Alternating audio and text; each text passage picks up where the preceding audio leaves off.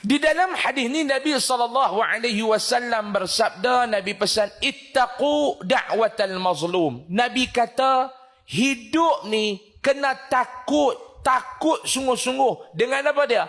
Doa orang yang kena naya. Ni Nabi pesan.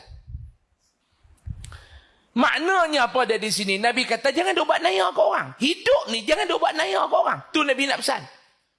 Mudah, simple. Hidup, hang jangan duk buat naya ke orang. Nabi kata. Hang kena takut doa orang yang kena naya. Ittaqu da'watal mazlum. Hang kena takut doa. Doa siapa dia? Doa orang yang kena naya. Sebab apa? Fa innaha tuhmalu 'alal ghamam. Nabi kata yang kedua, kerana doa dia tu tak ada Nabi kata kerana doa dia tu mustajab. Tak ada pendinding, tidak ada halangan. Nabi pesan, Nabi kata, hang hidup jangan duk buat naya dekat orang. Kerana doa orang yang kena zalim ni tak ada hijab. Nabi kata. Kadang-kadang kita kata, Ustaz, doa orang yang kena zalim ni tak ada hijab. Tapi kami duk tunggu lama tak ada apa-apa, Ustaz. Yaqul Allah. Allah Ta'ala jawab.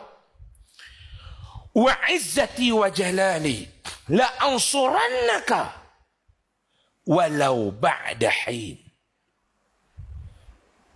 Allah Ta'ala bersumpah. Yaqul Allah. Nabi kata, Allah Ta'ala bersumpah. Wa izzati wa jalali. Demi kebesaran aku, kata Allah. La ansurannaka. Aku pasti akan tolong hang.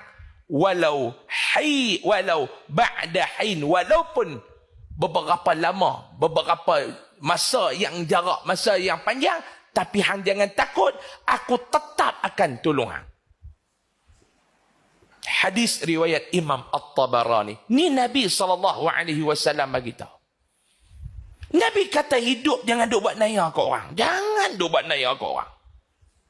Orang nak buat naya kat kita, makbih. Doa kita dengan Allah ada hijab. Tapi kita jangan duk buat naya ke orang. Nabi kata jangan.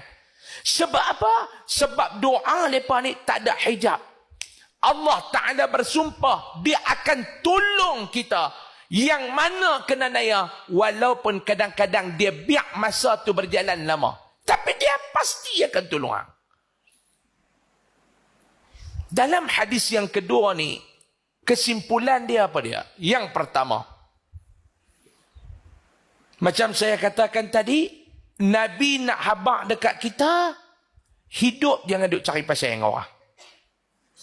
Kita dalam hidup ni lebih buat hal sendiri sudah. Manusia puas hati, manusia tak puas hati, tu lepa. Hidup ni satu benda yang paling gila dalam hidup, yang diidamkan oleh orang gila. Apa dia? Orang gila dalam hidup yang dia mengimpikan, dia nak semua orang puas hati dengan dia. Itu adalah impian orang gila. Impian orang gila. Mana boleh kita nak orang semua puas hati dengan kita, maklum. Dan kita tidak boleh memberikan kepuasan hati pada orang. Ni orang gila. Kesempurnaan itu adalah milik Allah Subhanahu wa ta'ala. Kita tak ada apa, maklum, tak ada apa. Duk kira nak cari, tak ada. Itu adalah angan-angan orang gila. Apa dia angan-angan orang gila? Nak cari kesempurnaan dalam hidup. Itu angan-angan orang gila.